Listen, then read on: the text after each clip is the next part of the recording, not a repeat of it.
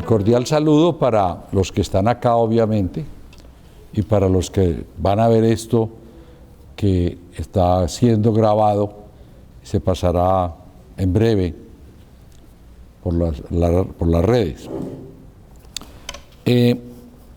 Yo entiendo que acá los jesuitas tienen mucho que ver en este sitio tan maravilloso. Y entiendo, yo no fui alumno de los jesuitas, yo terminé en San José, que los jesuitas, por algunas circunstancias, se confiesan en público. Es lo que me han dicho, al menos. Entonces a mí me va a tocar confesarme en público para arrancar esta conversación. Porque cuando el doctor Jiménez me habló de que abriéramos un tema sobre el Estado, yo, no sé si con ligereza, le dije, pero metámosle a eso los problemas del Estado, los vicios, porque si no, entonces uno termina dictando una cátedra de teoría del Estado. Para eso hubieran podido llamar a Germán más bien, que sabe más que yo de ese tema, y bueno, y sale uno muy contento con la teoría del Estado, pero eso no es en la práctica lo que acontece, como yo lo veo, advirtiendo que no es el Estado colombiano el único que tiene problemas. En casi todos los estados hay problemas, pero tal vez sí piensa uno que los nuestros son de los más difíciles de manejar. Con esa confesión en público, entonces, creo que podemos empezar nuestro trabajo. Lo primero que vamos a hacer es repasar 3 definiciones de Estado, aunque obviamente uno puede sacar 40. De hecho, en algún posgrado que tuve el honor de participar en la Bolivariana y en el cual fue alumno Fico, cuando estaba a punto de ser presidente, yo tomaba el pelo, trataba de tomar el pelo y decía, voy a poder decir ex profesor del presidente de la República. Pues por razones obvias no se pudo, se quedó en el camino. Pero ahí hicimos ese ejercicio, un día recogimos definiciones de Estado, y eso es una locura, la cantidad de definiciones que hay. Entonces le vamos a pedir a Clara que nos ayude en esa parte, leyendo la primera, la comentamos, luego la segunda, la comentamos, luego la tercera, y así nos ubicamos un poco en el tema, porque si no, esto queda como muy cojo entrar a hablar del Estado sin refrescar algún concepto. Clara, ¿nos ayudas? Claro que sí. Entonces la primera es la definición descriptiva de Vladimiro Naranjo. Vladimiro Naranjo, profesor de la materia, magistrado de la Corte Constitucional, tiene un libro o 2 muy grandes sobre estos temas y es un hombre muy importante. Estuvo en la primera Corte Constitucional, tal vez, si mi memoria no falla. Entonces él dice que el Estado es un conglomerado social, político y jurídicamente constituido, asentado en un territorio, sometido a una autoridad que se ejerce a través de sus propios órganos y cuya soberanía es reconocida por otros estados. Yo la llamo descriptiva porque, como ustedes ven en el texto, el autor se abre mucho y entonces mete una cantidad de conceptos que para los juristas, sobre todo, da paso a lo que llaman los elementos del Estado: población, territorio, soberanía, reconocimiento. Entonces uno se imagina como un pueblo caminando en un territorio como si ese fuera el Estado. Confieso que no es la que más me gusta, porque es que es tan descriptiva que lo pone a uno a pensar si uno almuerza con el Estado, o vive con el Estado, o se acuesta con el Estado, y nada de eso acontece. Pero es muy respetable, es la posición de este jurista. Y fíjense que subrayé una palabra ahí, político. Porque una de las cosas que yo creo que tenemos que empezar a combatir es el miedo a la política. Yo creo que por el miedo a la política gracias, por el miedo a la política usted tan gordo con eso tan rojo. Pero ¿qué hacemos? ¿Qué hacemos? esta palabra hay que botarle el miedo, necesitamos volver a la política. En muy buena parte lo que nos está aconteciendo es eso. Entonces yo sé que cuando uno dice político, entonces la gente piensa ladrón, bandido, yo no sé qué otras cosas, me quedo ahí. Y entonces con eso lo que hicimos fue dejarle el manejo de todo lo político a unos señores que son los políticos. Alguna vez en los Andes yo dije, ¿cuánto es el nivel de ventas y de ingresos de las empresas más grandes del sector privado? Obviamente hay que sacar a Ecopetrol, tiene una participación, pero privada. Y me dieron datos, yo no sé hoy cuánto sería lo de Bavaria o lo de no sé cuál compañía se pueda colocar ahí. Pues resulta que la sola nación, el solo Estado central en Colombia, mueve, para este año que empezó, va a mover 415 billones de pesos. Y solamente estamos hablando de la nación, no le estamos sumando los departamentos ni los municipios. Eso es una locura. Y eso se lo hemos dejado a unos señores que se llaman políticos. Entonces, esta definición empieza a abrir un camino muy interesante, que es que ese conglomerado tiene un claro sentido político, no hay que decir que lo inventamos nosotros, desde Aristóteles se está hablando de eso. En este salón muchas veces seguramente habló una de las personas más inteligentes y estudiosas que yo haya conocido, la doctora Beatriz Restrepo, que escribió alguna vez un librito que se llamaba, o se llama, no sé si acá estará en la biblioteca, Después de Aristóteles todo está dicho. Porque Aristóteles habló de todos estos temas. Bueno, muy bien. Esta es la primera, la descriptiva.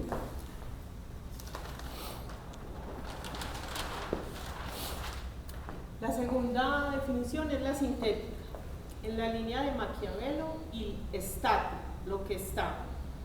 Y otro autor, Porras, dice que es la manera de ser o estar constituida políticamente una sociedad humana. Esta a mí me gusta mucho, porque es más concreta, más precisa. Vuelve a traer la palabra política sin ningún miedo, todo lo contrario, casi que es el centro de la definición, y nos remonta al gobierno, al manejo de las sociedades, a la organización que se debe dar una sociedad. ¿Y quién dice cómo se debe llegar ahí? Pues la misma sociedad. Lógicamente vuelve a jugar el principio. Si le dejamos eso a otros, pues esos otros sabrán qué hacer. Y aquí le dimos una palomita a una persona que mentarla es muy grave, porque siempre lo insultan a uno cuando la trae, que es don Nicola de Maquiavelo, que pues yo siempre he creído que no fue tan malo como dicen. Los malos eran los otros, los que él veía y sobre los cuales escribía. Él no hizo más que referir en sus obras lo que estaba observando. Y aquí él grabó para la humanidad la palabra il stato, lo que está, la situación concreta, una fotografía de qué es lo que está pasando. Y vamos con la tercera.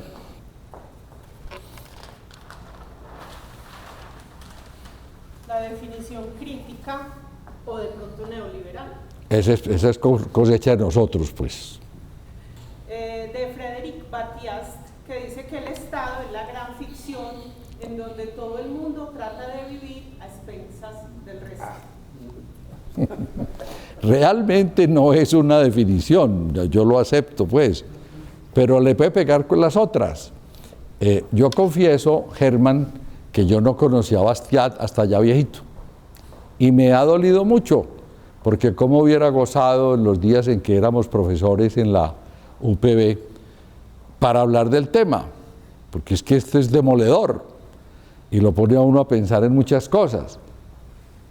Es un francés que vivió entre 1801 y 1859, imaginen ustedes la época tan complicada que le tocó, y dice eso, el Estado es una gran ficción. Aterricen, eso fue que lo inventamos, lo creamos en ese cuento, y ese cuento lo pusimos a andar para todo el mundo. Y en esa ficción la gente se acomoda para vivir de los demás. ¿Y cómo hacen para vivir de los demás? Pues si le meten otra cosa al Estado, otra arandela y no sé qué.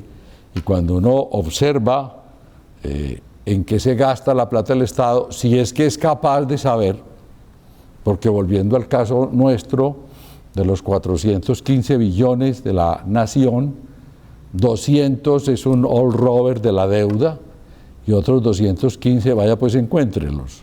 La Procuraduría se lleva uno, yo no sé quién se lleva el otro, las nóminas paralelas, todo ese cuento que nos está carcomiendo.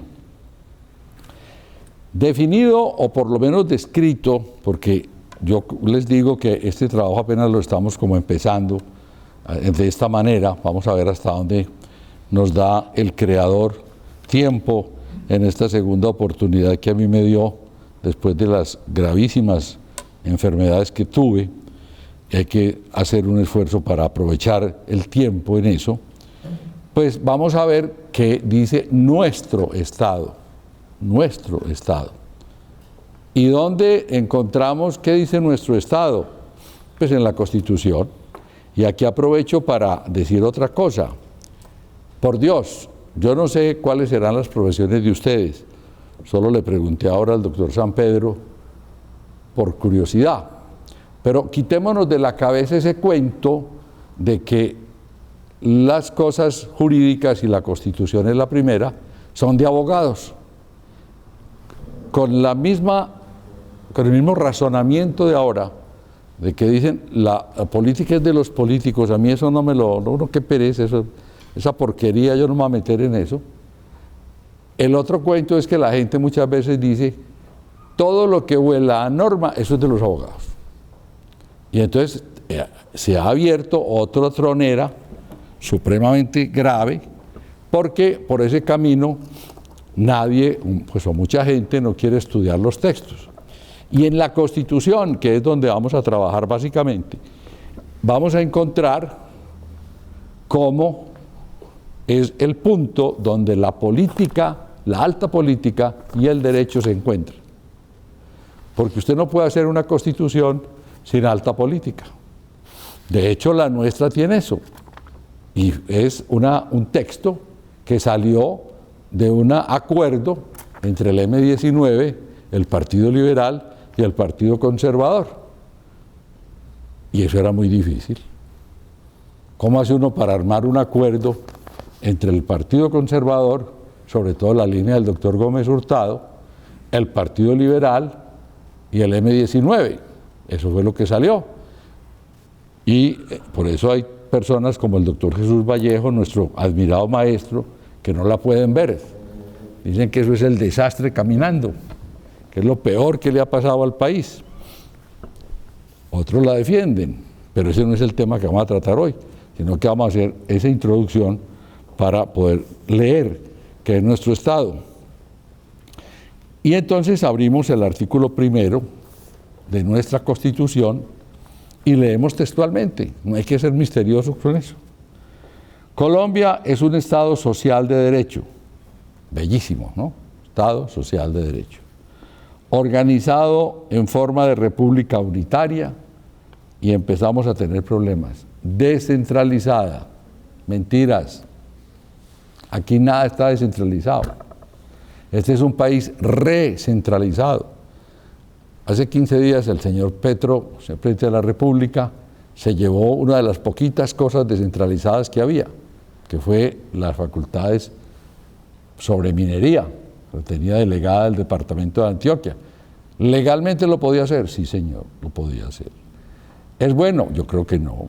Pero lo cierto es que recogió y luego dictó otra norma en donde dijo, los servicios públicos los voy a manejar yo. Es decir, cada vez dándole más a ese tema.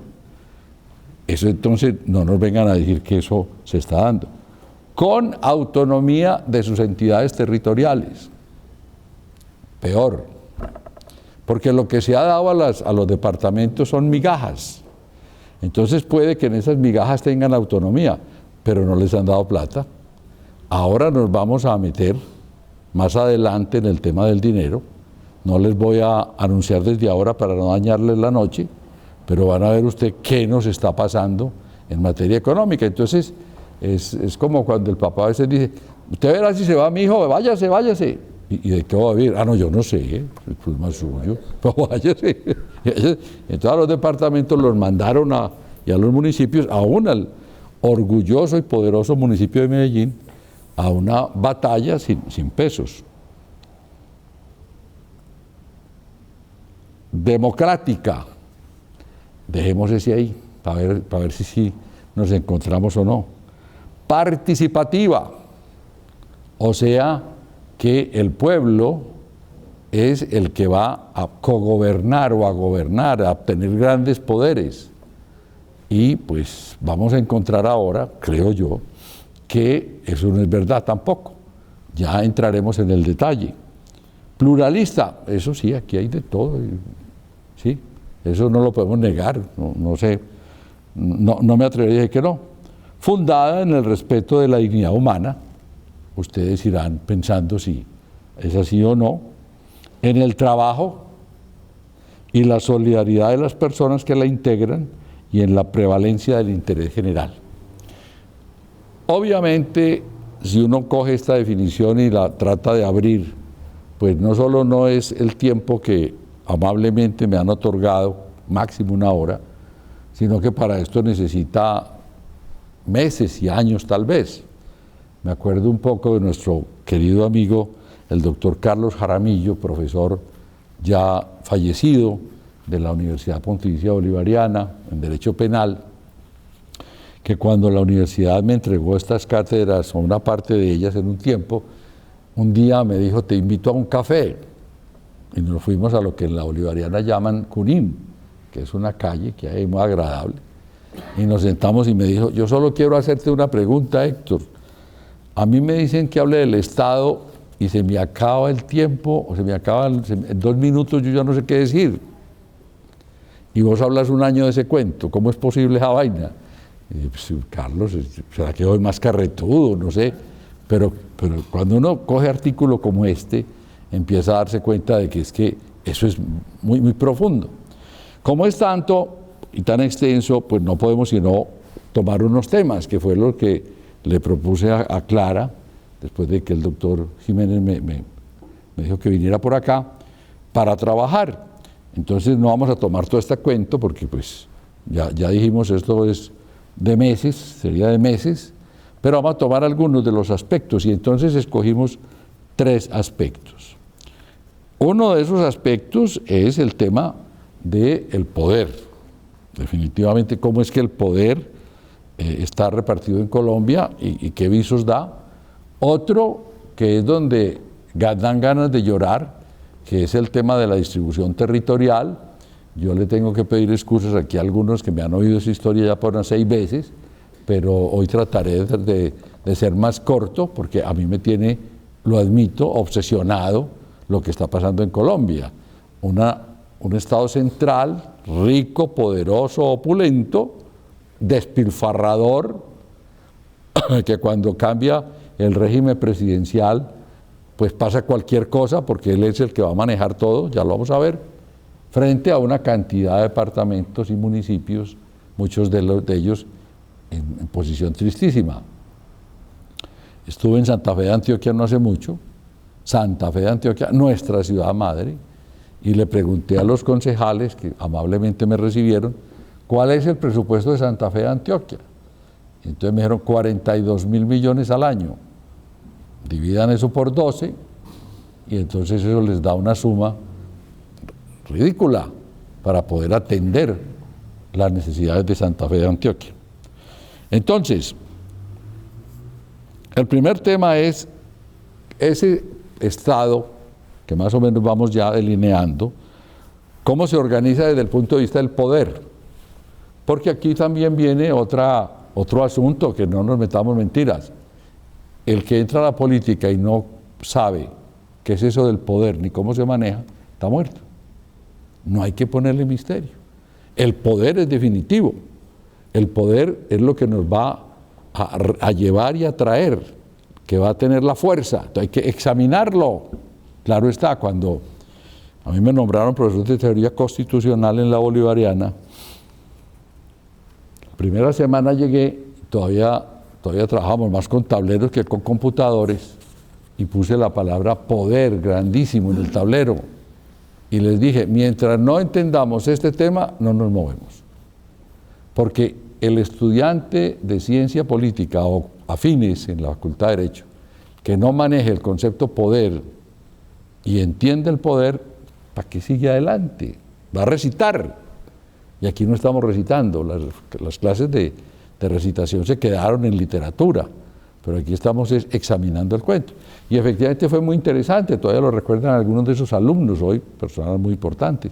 Entendimos, es que cuando alguno me dijo, es que el poder es muy peligroso, pero muy interesante, empezamos a entender.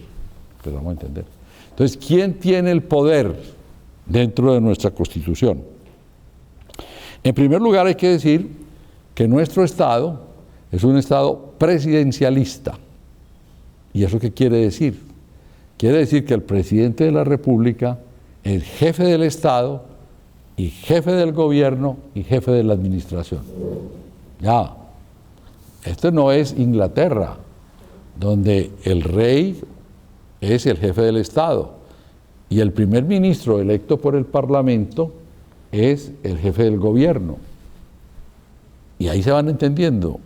Y puede haber momentos en que se le pida la renuncia al primer ministro en la Cámara de los Comunes. Yo no sé si ustedes han visto algunas de esas muchas películas que hay, algunas ilustrativas en Netflix, por ejemplo, donde el primer ministro va a la Cámara de los Comunes y eso es un desastre. Es peor que la Cámara de nosotros. Uno se dice, ¿pero qué en Inglaterra pasa eso? Sí, sí. Porque ahí es donde se está moviendo la agitación política. Entonces el poder se reparte, nosotros no. Nosotros tenemos esa parte del poder junta. La tenemos apropiada en el poder presidencial. Entonces, cuando cambia, como ahora, es que la gente se da cuenta de lo importante del tema. En estos días, hablando de estos conceptos, decíamos, es que en Colombia pasamos unos 30 años como en la misma onda. Y yo creo que eso le pasó, por ejemplo, a los conservadores en 1930 y después a los liberales en 1946. La onda va siendo como la misma, pero cuando la onda cambia, y entonces quien asume ese inmenso poder ya no es el de este lado, sino el del otro lado, ahí sí se dan cuenta, nos damos cuenta de cómo es importante poder captar en toda su magnitud el tema del presidencialismo. Pero ser presidencialista no quiere decir que no haya otras ramas del poder, sino hay otras ramas del poder y algunas entidades que se nos ha ido poniendo muy complicado saber dónde están. Vamos a tratar de mirar el asunto. En primer lugar, el Congreso. En la teoría debería ser el más poderoso, pero entre nosotros el Congreso, y todos ustedes me imagino que en estos días, o por lo menos la mayoría, han dicho, ¿qué Congreso tan arrodillado? Esa es la expresión que uno está oyendo en estos días. Y es que el Congreso tiene unas figuras que yo no puedo calificar de vicios. Ahí sí tengo que ser, a mí no me gustan, pero tengo que ser franco que no puedo decir que son vicios. Primero, la bicameralidad. Es un debate muy largo, si es bueno o malo. Los que la defienden, yo no la defiendo. Los que la defienden dicen que es una forma de controlarse de la Cámara al Senado, que es que hay unas instancias de calidad diferente en el uno o en el otro. Yo no he encontrado ninguna calidad de instancia, nada. Generalmente los senadores son más viejitos, es lo único que he podido encontrar frente a la Cámara, pero yo no veo la tal diferencia entre Senado y Cámara.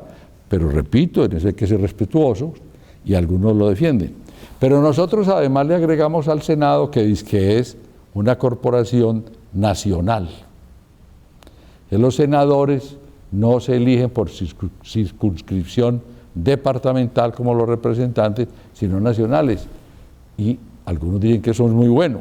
A mí me parece que fue lo peor, porque distanció el poder totalmente, distanció el compromiso con los departamentos que para mí son fundamentales, como otros pueden decir lo contrario, en la vida nacional. Entonces, en la campaña pasada, Olguita, me regala un poquito de agua. En la campaña pasada hubo un caso muy simpático. Si ustedes dicen el nombre, problema de ustedes. Un señor sacó 175.000 votos para el Senado. El señor es antioqueño.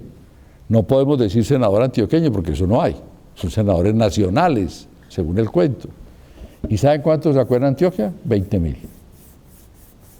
Entonces yo un día me lo encontré y dije, ¿y cómo sacaste los otros 155.000? No, si usted lo quiere decir, yo no entiendo latín, a mí no me tocó. Usted que es como es ignaciano, seguramente sí le tocó más el latín. Entonces me dijo, ¿y sabes una cosa? De esos 155.000 votos que saqué en otros departamentos, yo no visité ninguno, visité 2 departamentos, saqué en 8 departamentos. Entonces se ha perdido el hilo de cohesión, y yo creo que eso es uno de los problemas delicados que tenemos. Fuera de eso, los números son muy grandes. El Senado nuestro tiene 108 personas y la Cámara 172. O sea que entre los dos tenemos 280. Los debates sobre este punto generalmente dicen, eso cuesta mucho. Y yo digo, eso es lo de menos. Eso no vale ni tanto si fueran buenos. ¿Qué le hace? El problema es que no son buenos. No puede que como personas yo no tengo por qué juzgarlos, pero la acción final no es buena. Entonces, este tema sumado a que el gasto económico, el presupuesto lo maneja el Ejecutivo, ha hecho que el Senado y la Cámara, el Congreso, se mantengan siempre detrás del presidente de turno. Fíjense lo que dije, no dije el doctor Petro, dije el presidente de turno, viendo cómo les dan las gabelas que necesitan. Vamos a suponerlas que no son deshonestas, no se me rían, pero vamos a suponer que no hay deshonestidad. De todas formas es deme y deme y deme, y entonces ni corto ni perezoso el ministro del Interior de todos los gobiernos dice, yo te voy a ayudar, necesitas esa carretera en Betania, te voy a ayudar. Pero acordate pues que mañana para la Comisión Séptima va el proyecto de ley de la medicina. Nos vas a ayudar. Y entonces ahí empieza Cristo a padecer. Entre otras cosas porque los mismos electores le están diciendo que les tiene que ayudar. Yo no pretendo sacar en limpio a los congresistas y decir que son unas víctimas, no. Pero el electorado mismo presiona muy duro y el Estado colombiano hace muchos años no ha podido arreglar el tema de cómo a través de los congresistas o por otro sistema llegarle a las regiones. Ustedes me dirán, deje de dar tantas vueltas, diga que eso se llama la mermelada. ¿Sí? Y yo recuerdo cuando en el gobierno del doctor Santos, el Centro Democrático, mi partido, aunque yo soy medio lutero, admito que soy medio lutero con mi partido empezó a atacar muy duro la mermelada. Y un senador nariñense, no sé si se me va el nombre ahora, dijo esta frase que fue titular de primera página en el país: bienvenida a la mermelada. ¿Cómo así que? Porque resume el problema. El congresista para poder volver necesita mermelada. Y el camino técnico, ya vamos a ver por qué en mi opinión, el camino técnico es que no se ha podido lograr. Entonces, el camino que hay que hacer ahora, y que vienen haciéndolo hace mucho tiempo, es ir y decir, ayúdeme. Y ayúdeme es que el Ejecutivo, que ya es bien poderoso, se vuelve más poderoso todavía. Sobre todo, el primer factor de poder en Colombia, oiga lo que voy a decir, y va a sonar rarísimo, es el director nacional de planeación. El poder no está en los ministros.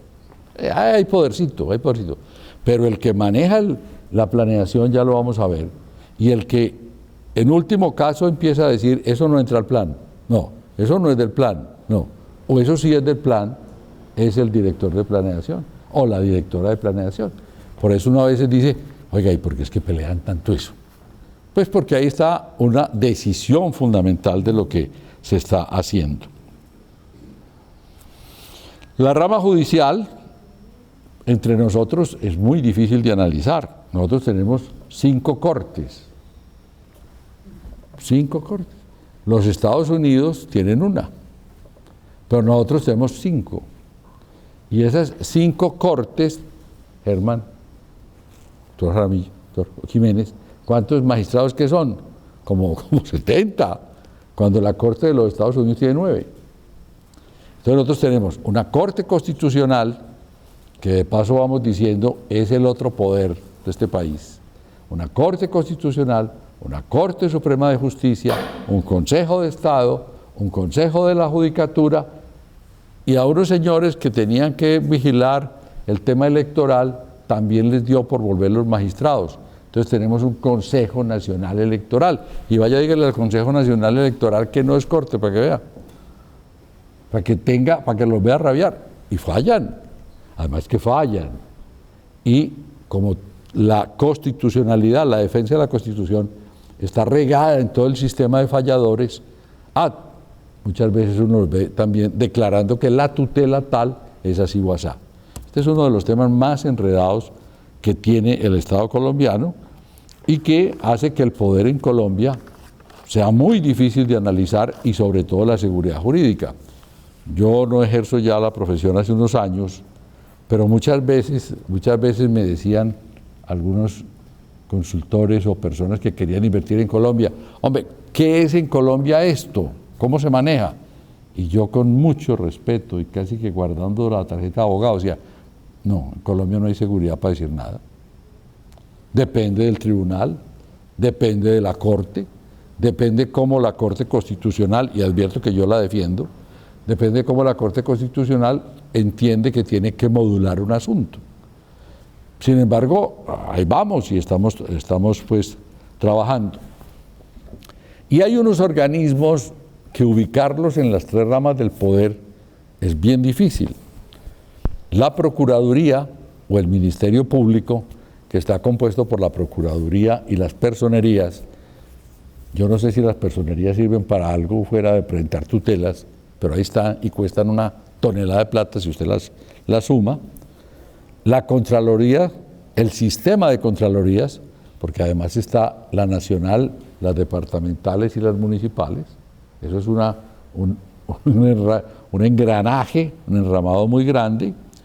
Las superintendencias, que fallan aunque son del Ejecutivo. Cualquiera podría decir, pero es que son del Ejecutivo, sí, pero fallan. Ahora el señor Petro va a tener un debate muy interesante, no sé cómo se irá a resolver y no sé si habrá una demanda sobre eso, porque en mi opinión él no podía hacer lo que hizo.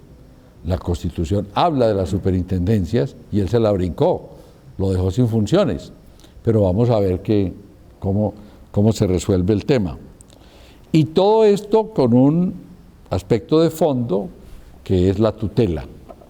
Yo defiendo la tutela, me parece una buena institución como institución, pero ha llegado a unos extremos y a unos enredos que a veces se vuelve muy complicado de manejar.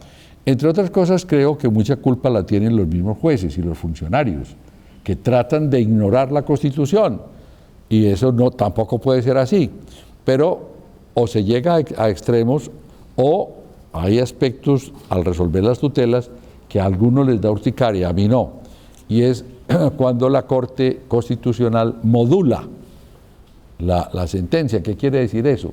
Quiere decir que la Corte dice, esto no es así, pero yo voy a declarar cómo se hace mientras otro organismo lo toca. Lo estamos viendo ahora, en estos días muy interesantes, está pasando. Hace muchos años venimos con el problema de que los funcionarios electos, la Procuraduría los puede suspender y se consideraba que hasta separar del cargo de manera definitiva.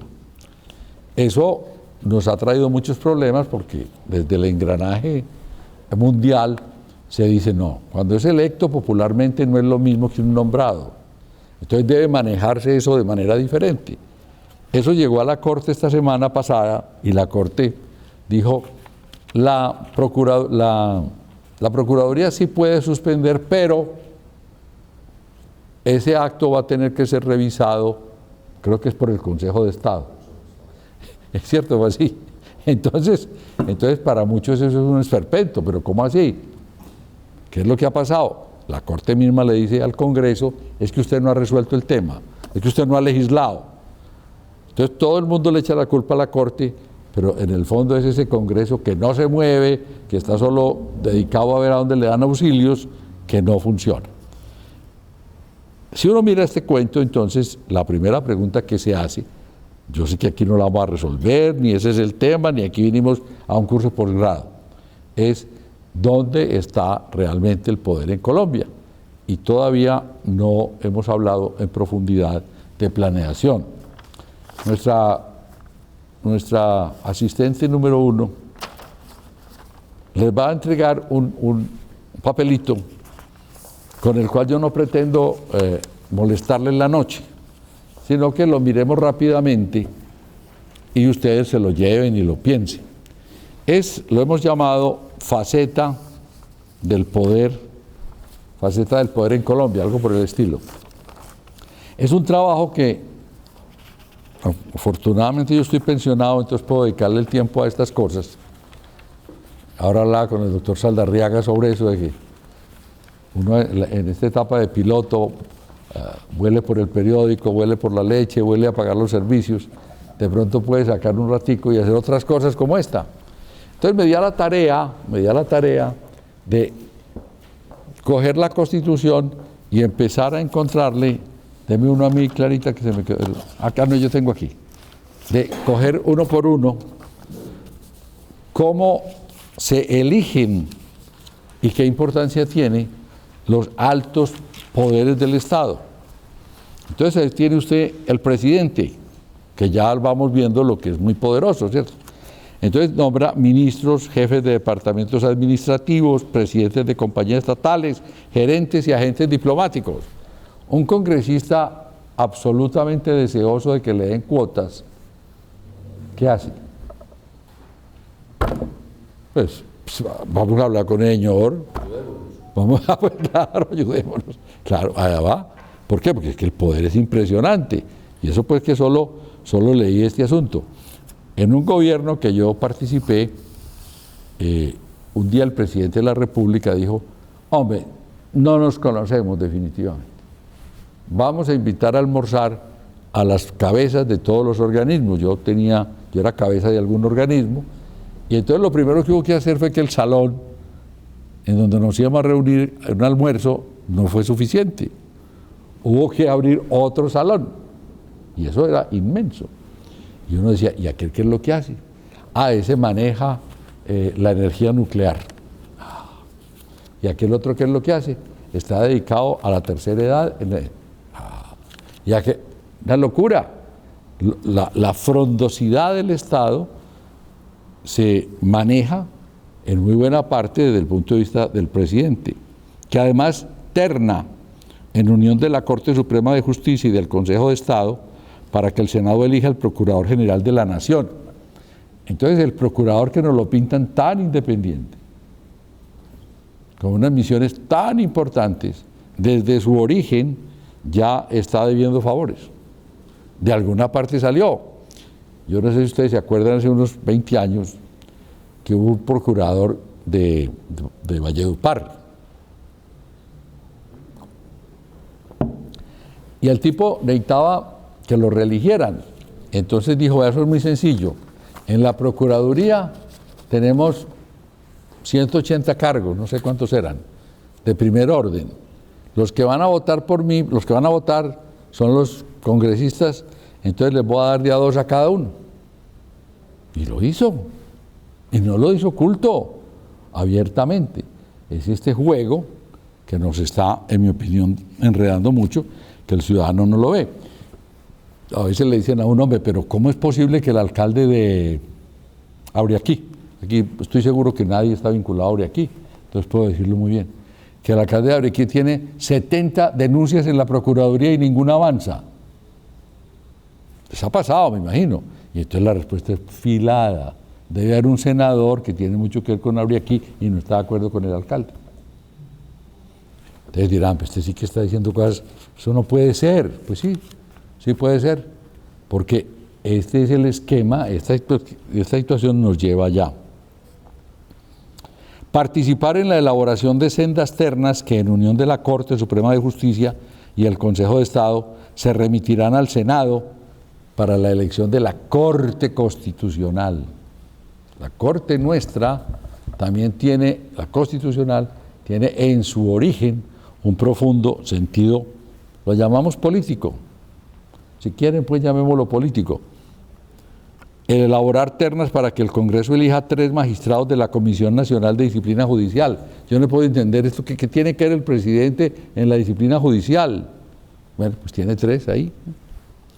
Enviar terna a la Corte para que elija el fiscal general. Era mejor que dijeran como en los Estados Unidos que el fiscal general es un hombre del despacho. ¿A qué le dan esta vuelta? Entonces ese fiscal, ya vamos viendo que está ahí. Y uno que es un poder impresionante, que es que elige, mejor dicho, la Junta Directiva del Banco de la República. Todo nuestro cuento de la autonomía del Banco de la República, que afortunadamente existe, no puede olvidarse que el presidente es el que la provee. Voy a ser muy rápido porque el tiempo va avanzando y estoy muy corto. El Senado, como integrante del Congreso, elige el Contralor General, otro importante, el Contralor General, entre nosotros tiene un claro sabor de elección popular, del experto popular, no, perdón, de elección de una entidad. Elige el Consejo Nacional Electoral de los postulados de los partidos y los movimientos con personería jurídica. Esta sí es de la peor que hay. Una de esas tales cortes, si es que se puede llamar corte, está electa por el Congreso de candidatos que le dan los partidos.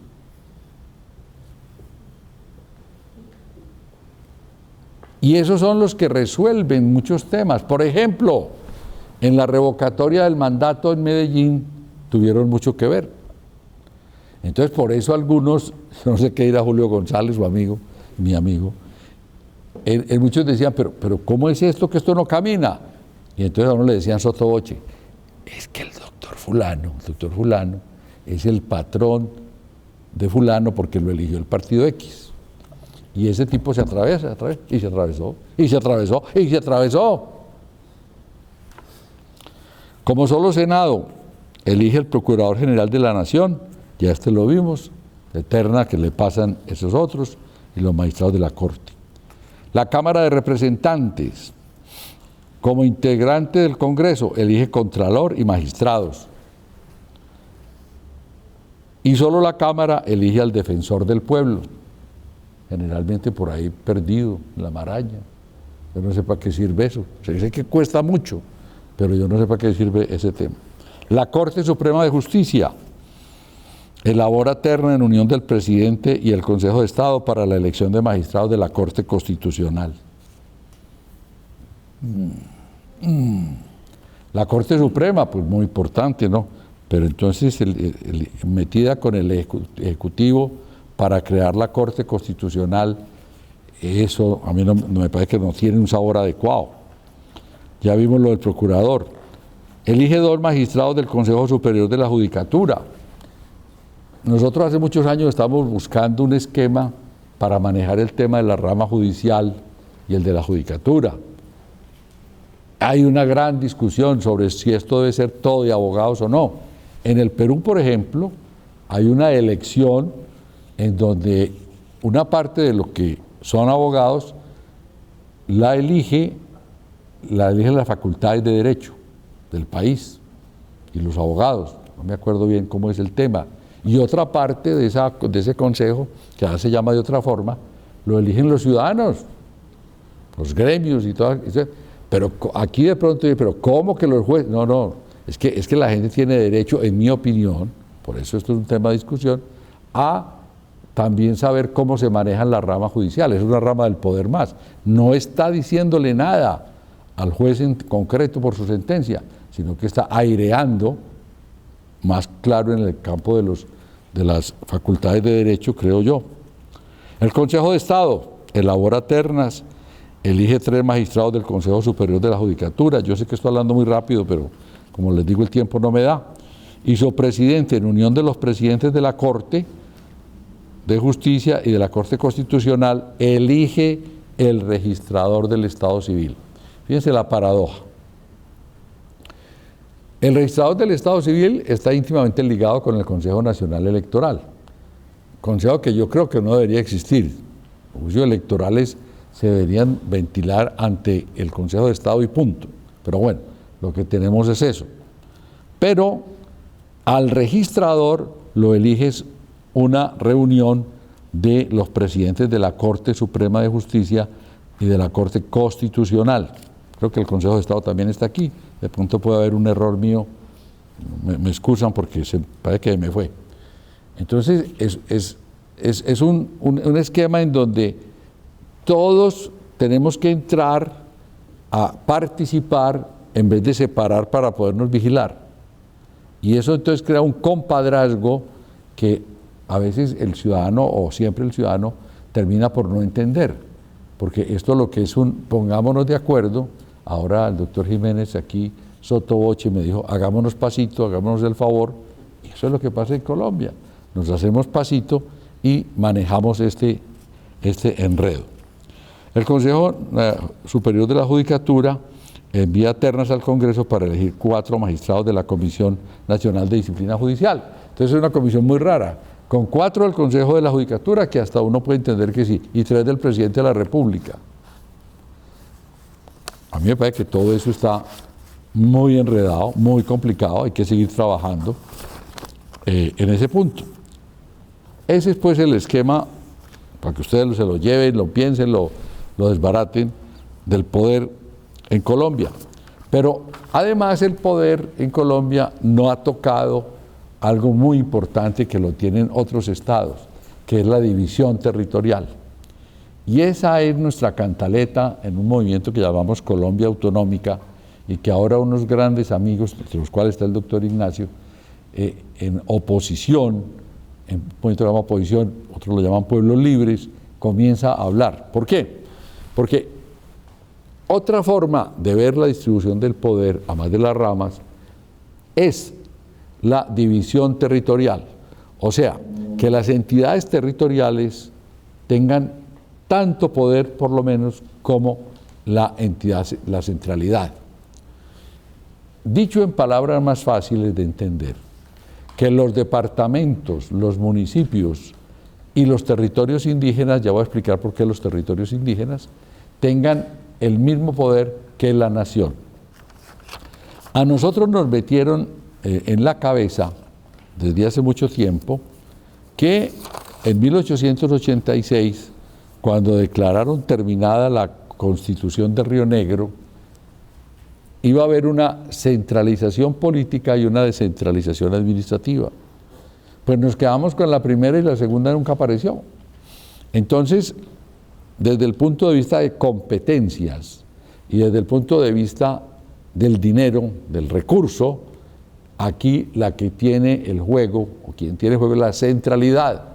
Y si la centralidad se maneja, como lo acabamos de ver, pues hay un presidente todopoderoso con una cantidad de recursos y que fácilmente domina el manejo. Creo que cuando uno llega a este punto, empieza a entender lo que nos está pasando. Que el pueblo colombiano, que no está en la línea del actual presidente, no estoy hablando mal del presidente, aquí no viene yo a eso, está desconcertado, porque no encuentra cuál es el camino. Pues es que el camino es otro, el camino se abrió para que quien tenga la presidencia, a no ser que sea un torpe, pues maneja muy fácilmente todos los hilos del poder. Y los gobernadores y los alcaldes simplemente son personas que están buscando cómo sobreaguar. Yo no sé si ustedes han visto que en cada campaña el gobernador habla del ferrocarril de Antioquia. Y en cada campaña nos dice que va a ser la carretera de yo no sé qué cosas. Ah, el tren del río. El tren del río es otro, que a nosotros en el norte del Valle de la Aburrá sí que nos llega. Es que no tiene con qué. Es la gran verdad. En ese cuadrito que les entregaron, en ese papelito, hay un cuadrito que ustedes, les ruego que lo miren, que muestra cómo los recursos del Estado se toman. Y ahí verán ustedes que en el año 2001 la nación tenía el 77% de los recursos, se llevaba el 77%, los departamentos el 8% y los municipios el 15%. Tengan en cuenta que en los municipios entran Bogotá, Medellín y Cali, y obviamente Bucaramanga y otros, pero ni que nos metemos con eso. O sea que a los otros municipios pues les queda un pedacito de la migaja. En el 2011 la nación se llevaba el 83%. En vez de llevarse menos, a ver si a la provincia llega más dinero, se llevó el 83%, los departamentos 5% y los municipios 12%. Y en el año 2021, acaba de pasar, la nación se llevó el 86%, los departamentos el 4% y los municipios 10%. Entonces los que no nos acompañan en esta forma de ver la vida, dicen, no, pero es que usted está haciendo ahí una cosa que es tramposa. Usted no está hablando del sistema general de participaciones, que es una plata que le llega a los departamentos, a los municipios, y entonces uno contesta, sí llega, pero primero como llega desnivelada, porque departamentos como Antioquia, la ciudad de Bogotá, el Valle, Santander, aportan mucho más al PIB. Entonces lo que les llega es una proporción muy poquita frente al PIB. Y segundo, eso ya viene empaquetado. Se dice, no sé si alguno de ustedes habrá estado en el departamento, a usted fue subsecretario de Hacienda, Elmer. Entonces eso llega empaquetado, que quiere decir, esto es para esto y se lo gasta así. Entonces el gobernador, qué pena decirlo, yo admiro mucho, me hubiera gustado ser gobernador, no me dejaron sino ser encargado para raticos. El gobernador es un cajero. No tiene mayor autonomía, eso es mentiras. Entonces, el tema anterior aquí se involucra más porque a los gobernadores también les toca hacer el mismo peregrinaje, la pochera. A ver si el presidente me ayuda dándome 3 kilométricos más del tren de la 80. Y entonces el presidente viene aquí y hace toda una carandonga. Porque hemos podido hacer las 4G por los peajes, pero nos lo han sacado en cara todas las veces que usted quiera. Y el metro todavía lo estamos pagando. Todavía no hemos podido acabar de pagar el metro, y Bogotá no le ha dado metro. Entre otras cosas, pues ellos se han equivocado mucho, pero lo último que vimos, todos lo vimos, fue que al señor presidente le pareció que el metro había que enterrarlo. Y casi lo logra. Muy bien. El último tema es el tema de cómo manejar el tema. Si nosotros tuviéramos una planeación de verdad manejada con las regiones, el esquema no sería tan trágico como yo lo planteo. Entonces uno se va a la Constitución y encuentra muchas normas de planeación. Aquí las tengo señaladas, pero yo no quiero abusar del tiempo, ya sé que estoy con un tiempo largo. Entonces encuentra que hay Consejo Nacional de Planeación con los gobernadores, los gremios, pero no tiene poder, es para escucharlos. Entonces, sí, allá van y echan cuentos. Y qué pena decirlo, la sociedad civil tampoco ha hecho ningún esfuerzo por mejorar eso. La sociedad civil va allá, se deja descrestar con el Palacio de Nariño. Chistosamente me decía alguna persona que tuvo que ver mucho con planeación, que les encanta que los inviten a San Andrés a la última reunión, y no hay una posición de la sociedad civil. Y entonces el Ejecutivo cumple con todo y luego arma el Plan Nacional de Desarrollo, como a él le parece, y con ese Plan Nacional de Desarrollo, al principio hablábamos del asunto, el director de planeación dice, eso no entra al plan, no cabe, eso no es, o cabe así o cabe así. Si te manejas bien, las cosas funcionan más o menos de forma rápida. Pero si te manejas mal, eso no está caminando. Y ahí tiene otro teremín y bien importante para manejar el desarrollo. Y el aspecto que empata perfectamente con este asunto es el control que tiene el Ejecutivo para analizar cómo se está haciendo la inversión. Y si no le parece, entonces recoge. Y claro, ese sí que todos le tienen pavor, porque desde luego, al ejecutar de esa manera, pues en un momento determinado la obra se la pueden paralizar o no le dan más recursos. Y queda el gobernador o el alcalde en una posición supremamente complicada hacia el futuro. ¿Qué podemos decir entonces para redondear? Que la única forma en la Constitución actual sería utilizar lo que llamamos participación o democracia participativa. Es decir, convencernos de que esto que estamos haciendo, la democracia representativa, a través de los congresistas, como está planteado, no nos va a sacar. Y no nos va a sacar por una razón elemental, porque es que ellos no van a entregar el poder. Acá son bobos. Ellos están manejando el tema como lo han manejado por muchos años. Eso no es el doctor Petro, tampoco. El doctor Santos refinó y el doctor Petro ya sí se montó, fue completo en el cuento. Pero esa relación con el congresista hace que el Estado, el pueblo colombiano, la gente no tenga mayor posibilidad de hacer nada. Por eso habría que buscar que la sociedad civil, y en eso lo que está haciendo Plural, lo que está haciendo el grupo de oposición, es bastante bueno, se organice, y existen mecanismos en la Constitución. Existen mecanismos que dicen en la Constitución que el Estado debe apoyar las asociaciones civiles, profesionales, que vayan constituyéndose para tener y exigir mayor poder, pero no se mueven. Con todo respeto, los empresarios se pasan descuidando el balance, y eso no está mal.